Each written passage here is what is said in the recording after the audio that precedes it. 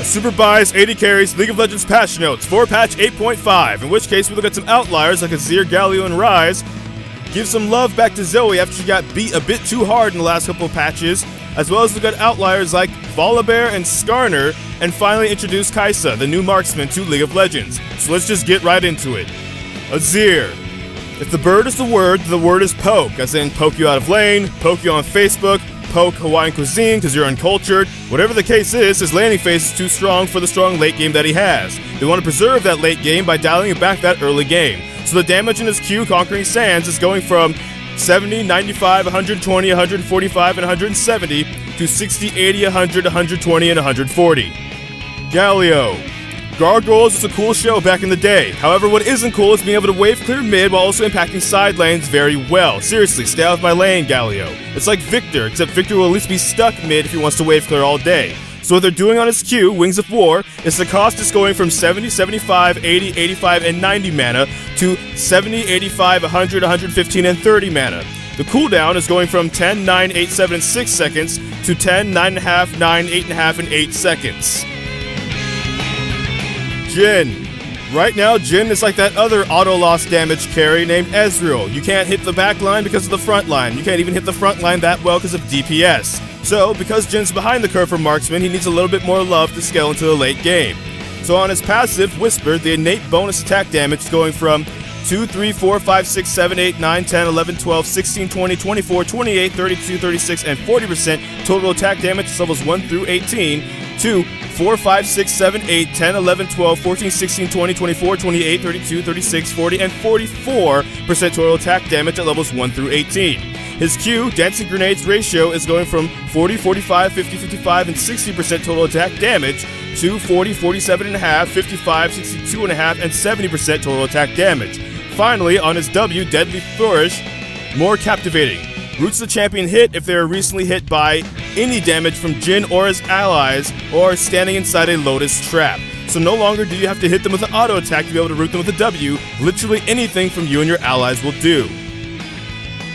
Nocturne. Nocturne probably needs some deeper changes in the future, but for now that doesn't mean he should be stuck to the shadows. So on his passive, Umbra Blades, the base healing is going from 10, 18, and 26 at levels 11, 7, and 13 to 15 through 40 at levels 1 through 18. The cooldown refresher is going from 1 second per hit on champions to 2 seconds per hit on champions. His Q, Dustbringer's missile speed, is going from 1400 to 1600. His W, Shroud of Darkness. If Shroud of Darkness is active, when Nocturne recasts Paranoia to dash to a target, it'll stay active until Nocturne reaches his target. And finally, on his R, Paranoia, his ultimate, the blackout and recast duration is going from 4 seconds to 6 seconds. Olaf. I don't know if Riot watches their own professional scene right now, but Olaf has actually become something of meta. However, these buffs are coming in anyway, because solo queue Olaf could probably use some love, even though as an AD carry, I don't want this guy in my face. Anyways, his E, Reckless Swings cooldown is going from 12, 11, 10, 9, and 8 seconds to 11, 10, 9, 8, and 7 seconds. The ratio is going from 0.4 total attack damage to 0.5 total attack damage. His R, Ragnarok's flat bonus damage is going from 40, 60, and 80 to 15, 20, and 25, but Olaf now gains 30% of his total attack damage as bonus attack damage for the duration. Rengar. Once again, the overcast sky chroma for Scar of Lion King has a lot of changes, so rather than joke about them, I'm just going to jump right into them. The passive Unseen Predator. Ferocity fall-off timer is increased from 6 seconds to 8 seconds. The lockout on full ferocity, the only spell used to gain full ferocity is lockout. The lockout duration is going from 0.25 seconds to 0.1 seconds. Q, Savagery. The base damage is going from 20, 50, 80, 110, and 140 to 30, 60, 90, 120, and 150. The ratio is going from 1.1 total attack damage to 1, 1.05, 1.1, 1.15, and 1.2 total attack damage. Bug Fix. Fix a bug where Empowered Savagery's attack was slightly faster than regular Savagery. On his E, Bola Strike. Part of the plan. If Rengar presses Q or W during Bola Strike's cast time, he'll now buffer those spells and cast them when Bola Strike completes. On his R, Thrill of the Hunt. Rengar's True Vision now lingers on his target until the leap completes, rather than when the leap starts. Some bug fixes. Fix the bug where T-Mat can sometimes cause Rengar's basic attacks to use Savagery's animation. And if Rengar was basic attacking a target before casting a spell, he'll now continue stabbing them when the spell continues, rather than forgetting what he was doing and standing around awkwardly, because none of us really likes that. And as an AD carry player, I don't like him in my games, but I guess that's just too bad.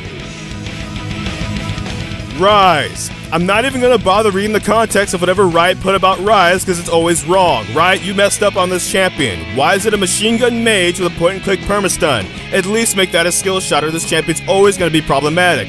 Also, with an ultimate that requires coordination in solo queue, which usually lacks thereof, that was not a good idea either, but whatever. On his E spell flux, the damage is going from 50, 75, 100, 125, and 150 to 70, 90, 110, 130, and 150. The spread damage is being decreased from 100% to 50%. On his R, the Mistake Realm Warp is going from a cooldown of 120 seconds to 180 seconds. Shyvana.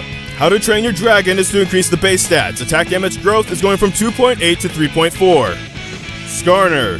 It's that time again where Skarner is finally on the radar because a lot of people actually play him, so it's time to nerf him once again. So on his E Fracture, the stun duration is going from 1.5 to 1.25 seconds. As an AD carry, I kind of don't mind, but I do feel a little bit bad for Skarner mains. I'm sorry. Swain.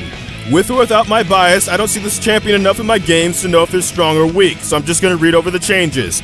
On his Q, Death's Hand, the cooldown is going from 7.5, 6.25, 5, 3.75, and 2.5 seconds to 5.5, 4.75, 4, 3.25, and 2.5 seconds.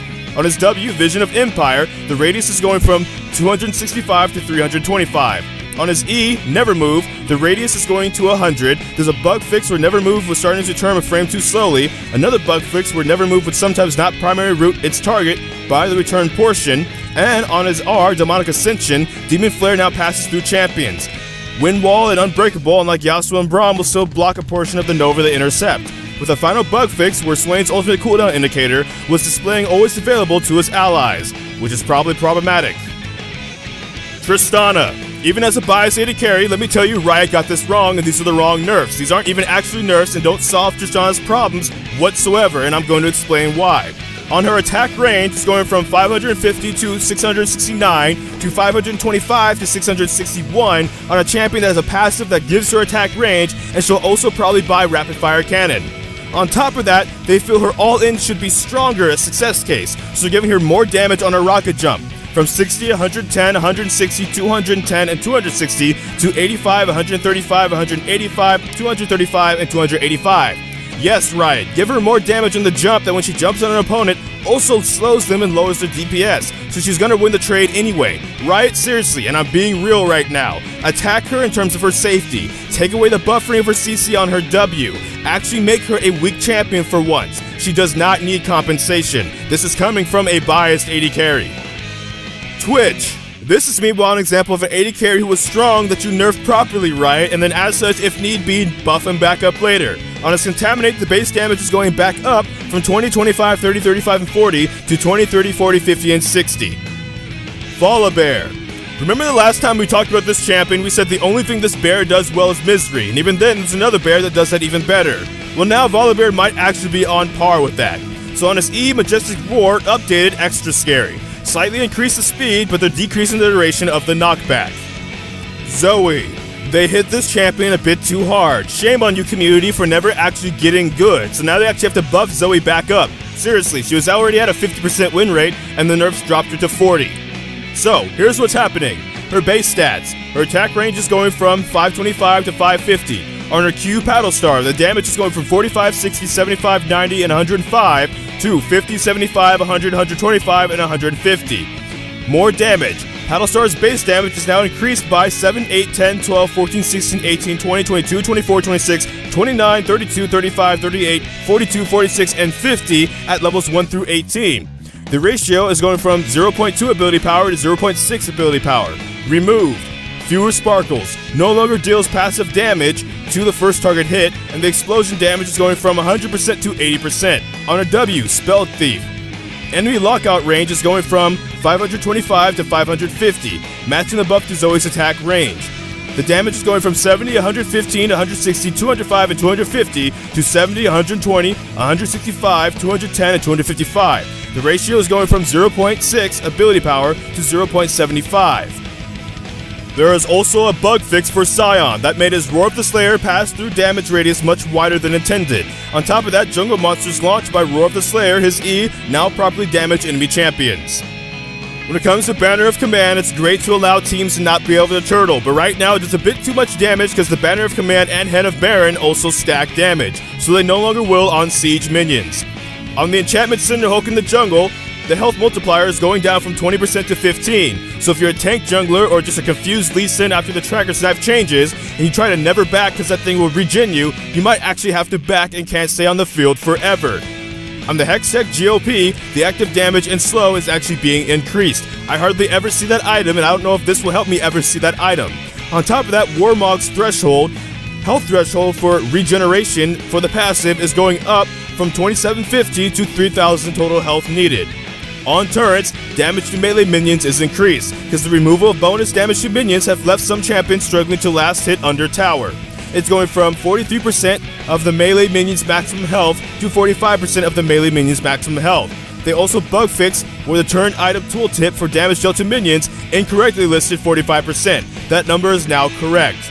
When it comes to jungle objectives, Cloud Drake's buff will no longer give you 25 out of combat movement speed, but instead will give you 2% movement speed per stack, and it's also tripled while out of combat. If you ever thought my Jinx was immobile and as such you could draft stuff to catch her, you're never gonna catch her now. When it comes to runes, bonus attack and damage ability power has been increased for the Precision 2 Domination stat bonus. Pressing attack is also being buffed from 4 to 12% at levels 1 through 18 to 8 to 12% at levels 1 through 18. Fleet Footwork's greatest counter right now is just also taking Fleet Footwork. Sustain is a bit too great right now, especially in the bottom lane. So ranged champions healing off of minions is going down from 60% to 30%. And Fleet Footwork's total healing is now listed in the runes panel, now increases only when it actually heals you. As a biased AD carry, I'm kind of okay with this, because even though I love using this, I hate playing against this. Aftershock's cooldown is being increased, because right now you just don't have a large enough window to try and fight people with Aftershock. And Mana Flow Ban now has a cooldown indicator. Open parties. Sending a bunch of gain invites is actually just a pain. Open parties now make your game appear on your friends' list. So now you can see what queue they're in, your current party size, and to join a team with one click. No invite required.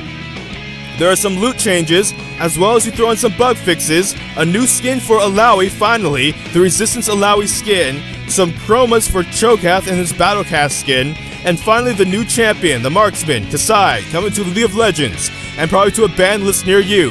And you have yourself a completed patch notes for patch 8.5 of League of Legends, as told by a super biased AD carry. Make sure to also check out other people's patch notes videos that they've worked very hard for, especially people like freaking Skarner for a more analytical take on the patch notes, as this was a parody.